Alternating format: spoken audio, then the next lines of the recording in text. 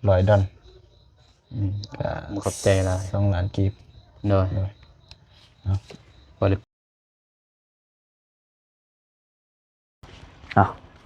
กราบทักทายสวัสดีพี่น้องเนาะตอนค่ำๆพี่น้องเบิดสุขทุกคนเนาะบ่ว่าสิอยู่ทั้งในและก็ต่างประเทศเนาะก็ยินดีต้อนรับเข้าสู่ช่องบ่าวเตียงทองเนาะ V2 คือเก่าพี่น้องเนาะมื้อนี้ก็บ่าวเมฆเนาะมาเฮือนบ่าวนุ่งก็บ่ได้ออกไปทางใดเพราะว่าบ่าวนุ่งก็ค่าเวียกเนาะบ่เจ็บก็มีเวียกออกมาช้าออกมาค่ำแน่พี่น้องบ่าวเมฆก็เลยบ่ทันได้ออกไปทางใดเนาะ ก็เลยตอนนี้เขาก็สิเขามาหาทางอายเพิ่นว่าเพิ่นไปเฮ็ดบุญนะวันนี้บ่มีก็เลยบ่ได้ไปนำก็พอดีมีโศกมาให้เพิ่นน้อยหนึงแล้วเนาะไปเฮ็ดบุญก็ได้ ถูกรางวัลได้รับโศกคือเก่าเหมือนคือเก่าเลยเพิ่นไปเฮ็ดบุญปั๊บก็ได้บุญเลยเนาะมันเฮาก็สินำมามอบเพิ่นมีผู้ใหญ่ใจบุญพี่น้องเนาะ เป็นเอื้อยฮักบ่าวเมฆนั่นแหละเพิ่นว่าอยากช่วยค่าน้ำมันรถเนาะทางบ่าวอนง100เนาะ$100ก็เลยสิเอามามอบให้เพิ่นบัดนี้เนาะไปฮู้ว่าเพิ่นเฮ็ดหยังอยู่ตอนนี้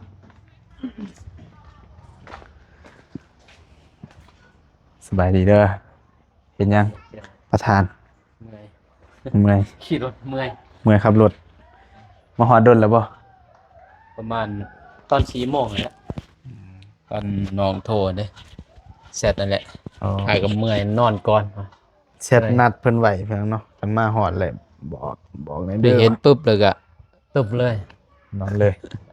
บ่ทันตอบเมื่อยพี่น้องเอ้ยโอ้ขี่รถลอย ไปใช้ไหน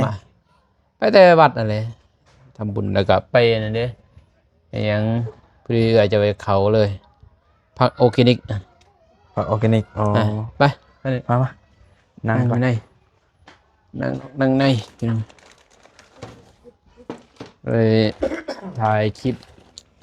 เล็กน้อยๆอยู่ มา ตั้งเอา ประธานเจ็บอ้ายประธานเจ็บ โอเค มา น่ะกินได้ ถามข่าวถาม มาจะใช้ อ๋อบาดเจ็บมานนี่ มันยัง โอ้ถือหวย เท่าไหร่ 600,000 600,000 บาทวะ จะเฝ้าถาม อืม 600,000มานั่งลายเลย 600,000 ได้วันนี้ ก็ดีแล้วเว้ยถือ600,000 บาทบ่ได้นี่เด้นี่รถนี่ล่างหมดเลยปิดไปเทิร์นใหม่เลย600,000 บาท ผู้ได้ปิดบ่ 600,000 บาทก็ตัวนี้ก็100ปลายแม่นบ่ ยาวไป 100 ก่ ป อ ลาย น มัน บ ก็ อกเลย 700,000 800,000เด้ 600,000 6636 300 300กว่าล้าน มาบวกกับตัวนี้ก็400 500 เทิร์นเอาไหม ส่วนทำไมเลย เทิร์นเอากลับบ้าน อ้าวนั่นอีกก็ดีใจน้ำเว้ย ดีคือกิลีบริตัว กะหาอะไรก็ดีพอได้ หวย ใส่มันหมดมันบอกกันเนี่ยเป็นเดือน YouTube ก็คือเห็นนั่นแหละแม่นบ่ คืออยู่บ่เดือน จุบอยู่บ่อนหนี้รถ คลิป2 วันนะ จุบบ่อนหนี้รถ กูจุ๊บมันนะแต่ว่าก็ข้านเอานะ ทั้งลืมทั้งทานเนาะจองเครือจองปอก ข้านใส่พี่น้องเนาะ กำลังงอยอยู่ตะพังบ่ ดาวนั่นนี่บ่ติได้บ่นุ่งยิ่งหยานพรแต่ว่า พรพี่น้องที่ไหนอยู่เพื่อนว่ายังอยู่25 ล้าน บ่มีดอกเนาะ มันมีดอกเอาพี่น้องเอง บ่คือเฮ็ดเทือนเนาะ ใช่ เฮ็ดเทือนบ่มีเฮาก็หยุดได้ แม่น ดาวน์โหล แม่ ดนี่มูโทเลยเด้ เฮ็ดเรื่องก็ธรรมดาเด้เฮามีเฮาก็เฮ็ดอันเฮาซื้อรถมันบ่พอเฮาก็เฮาดาวเด้พรแม่นบ่ฮอดเวลาก็เขาก็มันฮอดกำหนดเขาก็ทวงเฮาเลย ตอนซื้อก็ม่วนแม่นบ่ แม่นนะแท้ บัดตอนเขามาถามนี่ก็บ่อยากม่วนไปได้ ตอนไปซื้อแรกก็ม่วนอยู่ ว่าจ่าอุติไผแล้วเว้ยขายออกอ่ะมันก็มีแห้งไปทามเนี่ยบ่ได้เขาก็หน้าบูธแต่ไผเนี่ยเนาะเป็นไผเนี่ยบ่เออ เขาแฟนเนี่ยนะ เขาเป็นอันที่ยากเลยยังหลายเติบเนาะ 100 บาท ร้อยบาท ยังเหลือ100 ล้านแต่ว่าเปอร์เซ็นต์นั่นนะได้2 ปีก็145 2 ปีบ่เปอร์เซ็นต์ยังเปอร์เซ็นต์45ล้านเนาะ 2 ปี45 ล้าน เดี๋ยวยังร้อยเนาะ แม่งยัง100 ล้านแต่ว่าบวกกับเปอร์เซ็นต์ยัง145 แต่ว่านี่ปีหนึงแน่นบ่รายเริ่มจะนี้เลยบ่เริ่มทุกคน บ่ ปี2018บ่จบ เริ่มแต่อันนี้แหละเฮาดาวตอนนั้ ตั้ น งแต่มือออกรถบ่ นับ2 ปีเลย แม่ โอ้ เป็นยังปีหนึงเป็นบ่ มาแล้วยังปีปลาย ปีปลาย ก็ทราบ ยัง เดือนนะ ปีปลาย ก็สู้เว้าแล้วเว้ยนี่เลยแต่ว่า YouTube มันคือเห็นแล้วเป็นจังไดเนาะ FC คอมเมนต์มาอยู่ว่าอย่าท้ออย่าถอยเด้อ โดย เอากะ เรื่องท้อถอยบ่กะมันก็บ่ได้ถอยแต่ว่าเฮากะวางแผนใหม่นะมันสิบ่คือเก่าเป็นจังไดเนาะเอาไปก็บ่คือเก่าเพราะมันใส่งบหลายนั่นแหละคือบ่เตรียมลงมานั่นแหละจักเพิ่นสิพาเพิ่นไปทางใดบัด บ่มีทางไปมันเพราะว่าเฮาก็ต้องได้ไปเฮ็ดเก่านะก็เพิ่นก็ว่าอยู่ไผสิอยากเบิ่งซ้ำๆแม่นบ่ปกติเพิ่นนั่นคือเฮาแล้วเฮาก็บ่อยากเบิ่ง มันซ้ำๆเลย แต่ว่าถ้าผู้ใหญ่เพิ่นมอบหมายให้เฮาก็ต้องได้ไปเฮ็ดเก่าเป็นเนาะแล้วเฮาก็ต้องไปพากไปตอดแม่นบ่จุดประสงค์ผู้ใหญ่เพิ่นถ้าเฮ็ดใหม่ก็มีบ่ก็มันมีเนาะมีแต่คนเฒ่าบ่นะเด็กน้อยเฮาก็บ่ทันทาอีกบาด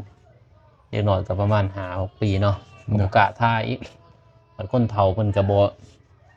เบิ่งเนาะแล้วก็เฮาก็ไปมันใกล้เด้ ไปใกล้นะแต่ว่า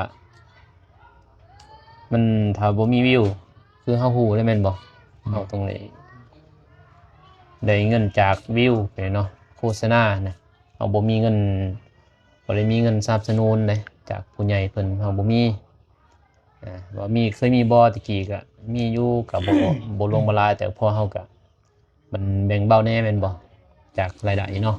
โดย ทั้งที่เฮาได้บ่หลายรายได้เนาะมันบ่ได้หลายเด้ก็มาไล่ซีเรียว่าว่าเฮ็ดธุรกิจบ่แม่นเนาะเป็นธุรกิจอิหยังเกินว่าช่วยเหลือคนนี่มันบ่แม่นถ้าเป็นธุรกิจเฮาก็รวยแล้วอันนี้แบบเฮาซอยไปเลยเด้เอาเงินใดจากนั้นเฮาก็ซอยต่อ พอได้แบ่งปัน แบ่งปั เล็ก น ๆน้อยๆมันเท่าทุกข์เนาะ เลย ได้อยู่พี่น้อยสำมาม่าปลากระป๋องเนาะ เอาไปแต่ละเถื่อเนาะ ช่วยเหลือเบื้องต้นนะแล้วก็การเดินทางของเฮานี่แหละมันก็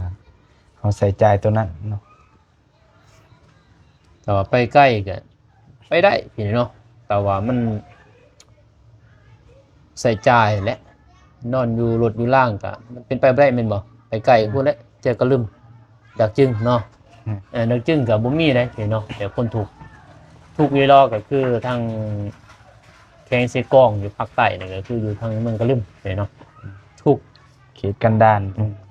ถูกครูลังเพื่อนนะคือบอลบ่เจ็บไปเนาะ มองเฮาไปตอนนั้น ไปจะไปอันนี้ คนห้วยไร่บ่ อันนั้นบ่ได้ไป บ่ได้ไป ค่าลูกอ่อนเนาะ เอว่าได้เกิด กำลังทิศหนึ่งจะไป แต่ว่ามันทุกลายได้เพียงครูลังเพื่อนเลยเฮาสิเจาะจงซอยก็มันมีอยู่ทุกรีรอแม่นบ่แต่มันใกล้วันนี้การกินกันยากเฮาแต่ละมื้อไปแม่นบ่มันบ่มีบนนอน แล้วก็บ่มีอินเทอร์เน็ตนะพอได้ไปแล้วก็โลกออกมา มันห่วยมันโนดแม่นบ่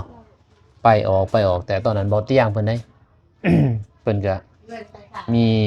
ผู้ใหญ่แม่นบ่เป็นเฮ็ดทงยังสีบเนาะในนี้ลงทางสีบก็ยังอยู่เพิ่นเนาะยังอยู่ 10 ธง 10ธง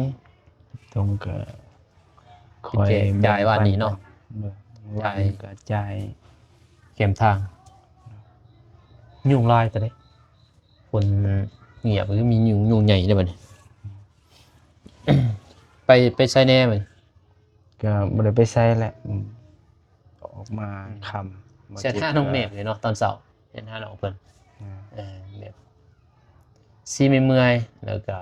ด้นเลยบ่ได้เข้าวัดพี่น้อยเนาะก็เลยว่าเข้าวัดเขาว่าไปเบิ่งฟังคำครูบาอาจารย์เนี่ย ทางเทศน์ทางธรรมบ่ ไปอาบน้ำอาบในนำรถนำล่างสำหรับเอาก็บ่ได้เขาด้นเด้ อืม ก็เลยว่าเพราะว่ารถบ่าวนุ่งก็ถือแว่นนะสิกินดีใส่มันรถคนอื่นก็บ่เห็นสิดีดอกเนาะมันน้อยนักแต่ว่ามันถือนั่นถือนี่มันก็ตามความเชื่อแหละเฮาก็จักสิว่าความเชื่อเพิ่น เพิ่นก็คนอ่อนคนหยังเนาะ อย่าเป็นอันนี้วะให้มันสบายใจนะ สบายใจขึ้น แบบมันคนเฮาก็อยู่ในนั่นเนาะคือจิตเฮาเด้จิตตกก็ตกน้ำมัน จิตตกขยันไปเบิด อย่าไปมืดอ่ะนะเป็นไงเนาะ แต่สำหรับเฮามันบ่อันนี้มันก็บ่เป็นหยัง สำหรับ เพิ่นคิดได้ บ บ่ นคิดนั่นแหละลูกเมียบ่แม่นบ่ แม่ พ่อแม่บ่น่ะ นะ เฮ็ดให้มันตามจุดประสงค์เพิ่นนั่นแหละคือแม่เฒ่าแล้วก็บ่สบายก็ไปนอนอยู่บ้านเกาะเป็นอย่างนี้เนาะไปปัวตามมันนั่นแหละคือว่า ไปเป่าบ่ ไปพ่นไปเป่าตำหมอตำนอกตำแย่ก็ตำหมอนั่นแหละแต่ว่าเฮาก็บ่ฮู้ดอกก็ไปนอนอยู่พุ่นมีแต่ว่าชีวิตเพิ่นว่ามีแต่มีเรื่องหมดเนาะแบบมันมีเรื่องเลยบัดนี้ก็ได้อยู่ได้เป็นก่อนเนาะบัดมาเป็น บ่มีเงินอยู่กันอยู่ซ่านเลยเป็นเนาะช่วงนี้หมดเลยนี่พอได้ซื้ออยู่ซื้อกินซื้อมันบ่ได้มีแบบเป็นหลักเป็นก่อนสิเฮ็ดนั่นเฮ็ดนี่บ่มีคือนี่แหละอยากไปเดินทางไปใกล้พี่เนาะไปแจกจ่ายคือน้องเพิ่นว่าแหละมีอยู่เครื่อง แต่ว่าเฮาบ่มีเงินเด้บัดนี้สิใส่น้ำมันรถมันใกล้เด้เฮาก็บ่ได้ขอนำผู้ใดดอกเนาะแต่ว่าเฮาอยาก แต่ว่า เฮา เฮา อยาก มัน ไปนะ มัน บ่มี เฮาผัดบ่ทุกข์บ่ทันนะ มันบ่ทันอะดี เฮาก็อยากไปอยู่ไปเขตนอกก็อยากเดินทางไปแต่ว่าเฮาตอนนี้มันบ่ทันบ่ทุกข์บ่ทันเนาะให้มีมาหาได้ก่อนก็เลยว่าไปนำบริเวณใกล้ๆนี้พี่น้องก็คอยแบ่งปันไปแต่ละครอบครัวนะแต่ละมื้อก็ เพราะว่ายังบ่พร้อมพี่น้องเอ้ยว่าช่วงนี้เฮาค่าใช้จ่ายมันก็ดรอปเบิดเนาะ YouTube มันวิวน้อยลงเงินค่าใช้จ่ายยังก็ลงเบิดเฮาก็ไปแบบไกลๆค่าเดินทางยังสูงๆเฮาก็ไปบ่ได้เนาะ มาไปเฮาก็ต้องได้ซื้อเด้ แม่ มันจะหากินขยากกันว่าน่ะไป แต่ว่าเพิ่นว่าคันมันยุ่งมันยากก็บ่ไปเพิ่น FC เพิ่นก็บอกเด้ แม่ อันใดมันสะดวกสบายเฮาซอยอยู่ไสก็เฮาก็ซอยนะ โดยก็ซอยคือกัน เพิ่นว่ามันยุ่งมันยากเฮาก็ไปซ้ำบ่ไปซอยได้น่ะ โดย ซ้ำว่าไปถูกทรมานเฮาอีกบาด FC เพิ่นว่าเพิ่นเป็นห่วงอยู่เป็นเนาะปกติเพิ่นให้กำลังใจอยู่ แต่ว่าไปเขียนนี่ก็มันย่ำๆเลยเนาะซ้ำๆเป็นก็บ่อยากเบิ่งบ่ติเพิ่นแหละแต่มื้ออื่นมีแต่รอท่าทางบ่เตียง มื้ออื่นเพราะว่าเพิ่นมาตอนแรกนี่ก็ประมาณ 11 11:00 น 11 โมง น่าจะกำลังเกียมสิออกเดินทางโดย เพิ่นออกมาค่ำเห็นเนาะบ่เตียงแต่ละเทื่อมาฮอดพี่ก็เป็นนั่นแหละ11 โมงเลยเนาะเพิ่นแล่นรถกลางคืนไปกลางเว้นนี่บ่ไหวรถหลายแล้วก็มีสมาธิแล้วก็มีเวียกมีงานแน่เพิ่นว่ายันไปส่งแม่ว่าจัก คิดสิแม่นบ่พาแม่ไปโรงหมอก่อน เวียกหลายนะเพิ่นเห็นไหมเนาะ สับสนอยู่แล้วก็ได้ จากเฮ็ดส่วนกับผมกาแฟเอ้าแม่อีกก็คือ2กับปิ้ว กันซองน้อยซองนั้นบ่ปิวก็ยังสิโอเคอยู่บัดนี้เหลือแต่ซองเดียวเลยก็โอ้ มันรายได้มันก็ได้แต่2เดียวหั่น โดยมันก็แฮงหนักไปอีกบัดนี้ ทางทีมงานเราไต่ก็ย่านได้ไปเนาะคือเบาโหนงให้คักเนี่ยเห็นเบาลีไปเมื่อ32โอ้เบาโหนงก็ยิ่งย่าน 32ก็ถือว่าโอ้ไป เบาโหนง2เดียวนี่ไปก็แล้วจ้อยมีได้ไสแม่นบ่ โดย บ่มีเลย ซื้อใหม่ ให้อีกเส้นใหม่ แม่น โอ้ย ซื้ แต่ อ ว่า ก็แพง หาซื้อก็บ่ได้พี่น้องแพง มันก็หายากอีกตัวถือ มันบ่มีเนาะเอาใส่เส้นเข้ากับได้อยู่แม่นบ่ก็เขาต้องซื้ออะนะแรกๆเขาซื้อแต่ว่าตั้งใหม่พุ่นแล้ว6 เดือนจังได้เงินสามารถเริ่มต้นใหม่นะมันมีคนคือตะกี้บ่าวโนงไปกับบ่าวตูนไปเนาะบ่าวตูนบ่ทันผ่านเด้2คนบ่ทันผ่านแต่2บ่าวโนงกัน2 1กันผ่านแล้วมี2 2เนี่ยเห็น เด้อ 2 1ผ่าน แต่คะแนนบ่าวตูนไปนำบ่าวโนงมาเลยมีคนมีเพิ่นมีเงินแน่เด้เป็นบ่ผู้หนึงมีรายรับผู้หนึงบ่มีก็ไปนำกันได้นะเฮามีแต่จ่ายให้ค่าน้ำมันนะจริงก็อยากไปนำกันแค่แน่พี่น้องบัดนี้คือบ่าวโนงหมดเลยบัดนี้มันบ่มีเนาะสมมุติน้องเมฆก็กลับเนาะ เด้อ ไอ้บ่าวเจ็บก็สิกินน้ำเพิ่นก็บ่ได้พี่น้องเพิ่นก็ต้องใส่ค่ารถนั่นน่ะบัดมันไล่กินยากแม่นบ่ เด้อ ซื้อน้ำมันคนผู้เดียวบ่ได้เด้เดี๋ยวนี้เขาก็ใส่จ่ายหลายเด้ค่ามันรถนี่มันรถใหญ่เป็นรถน้อยตะกี้ขี่รถจักรนี่อยู่เนาะเจ็บ หลายอย่างหลายแนวแล้ว ไปนอนอยู่ไสก็ได้ได้แค่แน่อยู่เดี๋ยวนี้บ่ได้พี่น้องเนาะใส่จ่ายหลายก็เลยว่า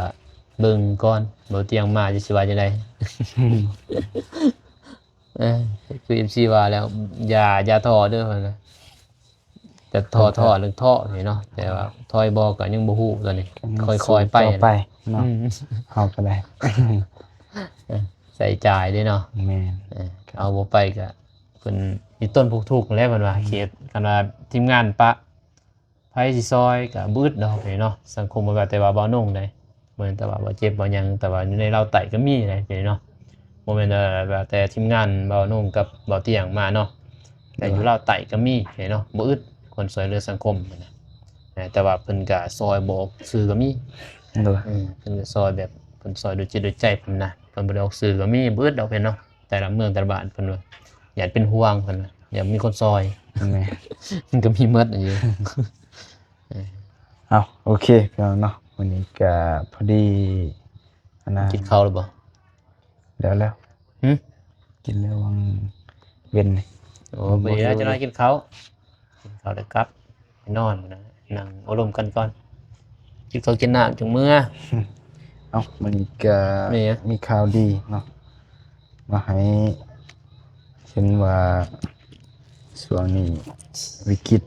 เหมือนน้ำมันเนาะมีค่าใช้จ่ายก็เลย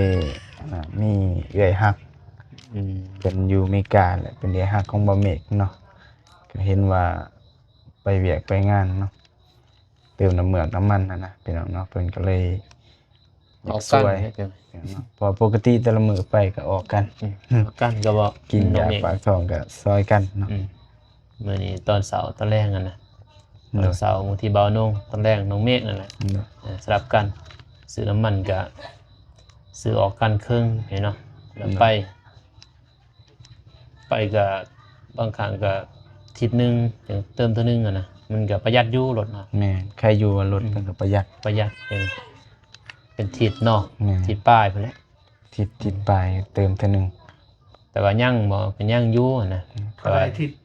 ปลายเติม จิตเราบางทีก็500,000 ทิศละ500,000 ประหยัดแล้วเหมือนละ200,000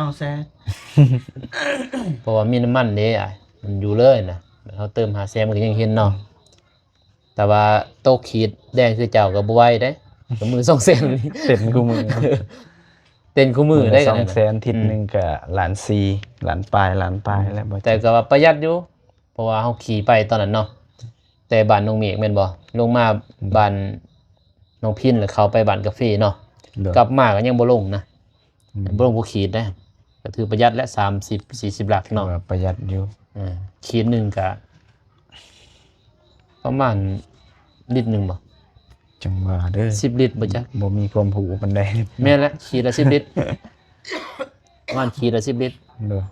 ขีด10ลิตร กิน10 ลิตร ประมาณนั้นนะอาจจะเบิ่งแม่จะแล่นไปเอ้า 15หลักนี่มันก็ต้องนิดนึงแม่นบ่มันบ่ลงเด้15หลัก กันลงนี่ก็ ประมาณนั้นแหละประมาณ100ประมาณ100พอแหละมันจึงลงว่าเอาเที่ยวไปเที่ยวมาเนาะแต่เพื่อนเด้อแต่บ้านได้เนาะไปหาบ้านน้องเมฆนี่แต่บ้านน้องเมฆไปฮอดกลับมาอีกแม่นเนาะ ก็30เป็นบ่60แม่นเนาะ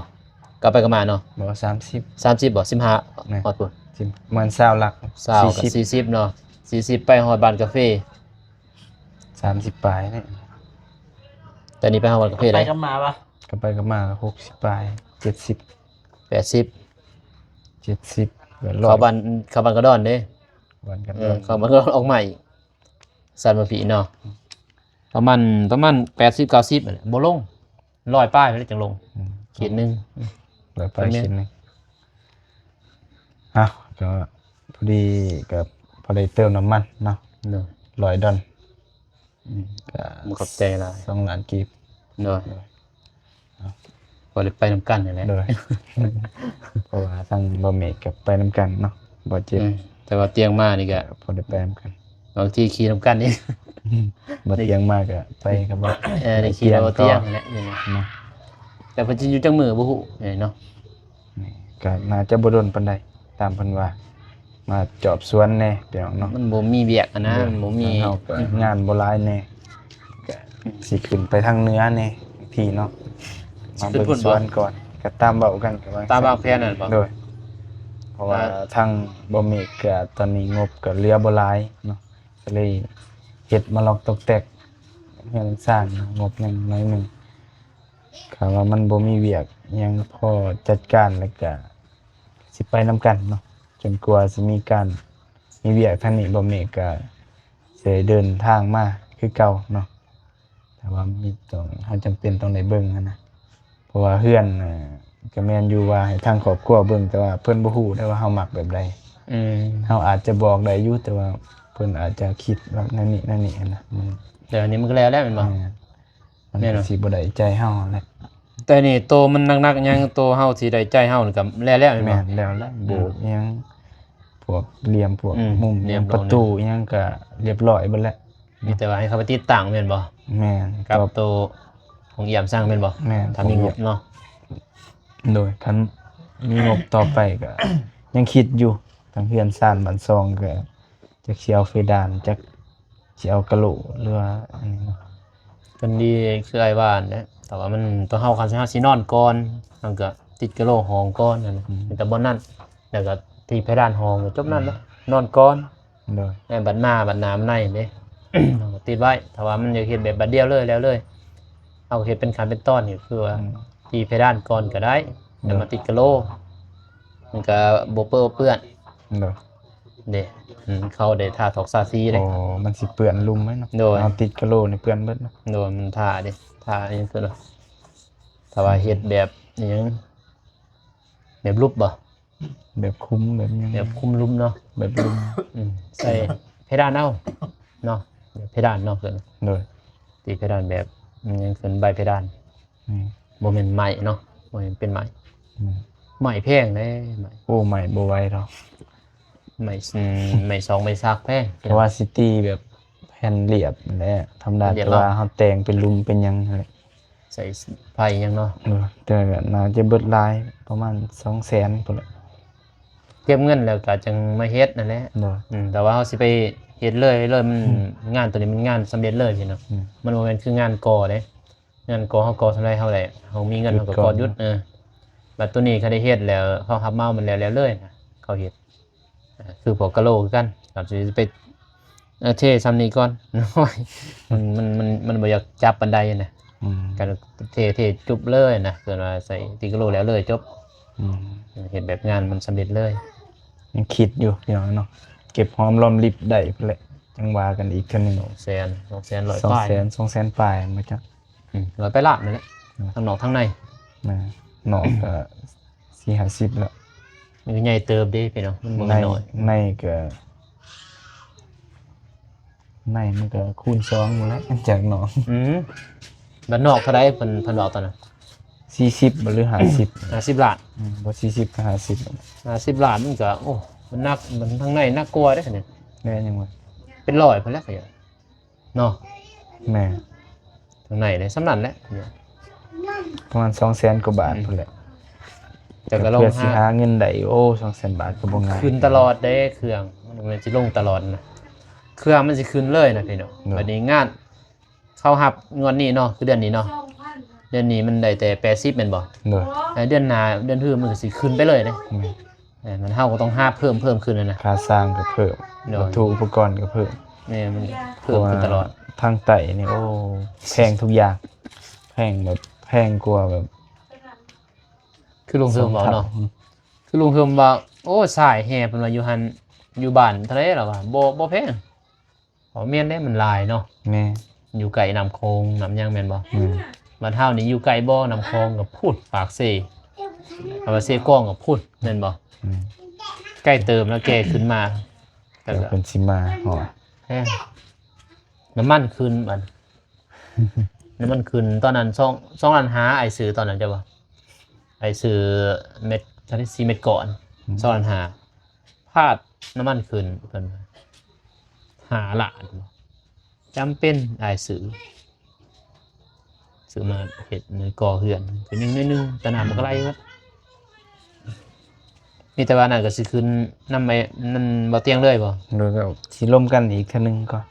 อืม กันว่าเพิ่นอยากขึ้นเนื้อบางทีก็สิขึ้นน้ำเพิ่นก่อนเนาะแต่ว่าบ่ได้ดำเนินการอิหยังอยู่ทางเพื่อนก็สิไปก่อนพี่น้องเนาะ ไปทางซัพพอร์ตบ่ ก็จังหวะอีกเทื่อนึง ยังบ่แน่ใจพี่น้องเอ้ย ปรึกษากันก่อน ถ้ามีแนวใดก็จังว่ากันอีกเทื่อนึง